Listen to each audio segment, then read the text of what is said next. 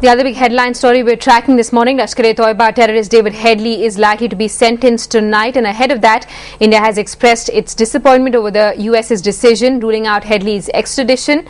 Headley, remember, is one of the key conspirators of the 26/11 attacks. He succeeded in getting his immunity as part of a plea bargain. The US claims he has been providing them with critical information about terror activities. They are seeking 30 to 35 years imprisonment for him. Listen in to what External Affairs Minister Salman Khurshid had to say in an exclusive interview with our chief diplomatic correspondent Parul. Well, it is disappointing. Undoubtedly, it's disappointing. But we understand they have a legal structure that it has to be adhered to. We are still hoping, and one, of course, is that the sentencing that takes place. We were anxious and wish that the trial could take place here, but the trial has taken place in the US, and we hope that the sentence would be at least as severe as the sentence would have been in this country. But the issue, of course, is also on pinpointing responsibility and culpability for what happened in Mumbai. Hafiz Saeed is actually the mastermind, according to the Indian government.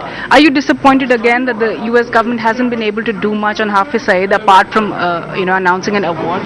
Well, I think it's still in process, and we will continue to urge them to take it further. If some people, at least to some extent, have been made accountable, others who I think more clearly should be made accountable should also be brought to book.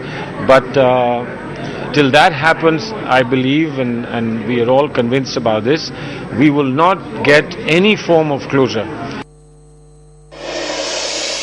Headley faces, according to the prosecution, up to 35 years in prison, but he will not be extradited to India and he will not face the death penalty according to a plea bargain he entered. This is something India has been disappointed by. Even so, US officials saying the sentence will be tough and will ensure that Headley will face practically the rest of his life. He's 52 now, practically the rest of his life behind bars. Remember, for India, after the hanging of Kasab, the sentencing of Headley, what remains really is that trial in Pakistan and bringing to justice not just the men right now facing trial there, but also the masterminds. Indian officials will continue to look for more access to both David Headley and his accomplice there, Tahawwur Hussain Rana, to try and find more corroborative evidence to nail the roles of Hafiz Saeed and of ISI officers who Headley has named in his testimony already, to complete that entire process of finding the masterminds of the Mumbai carnage.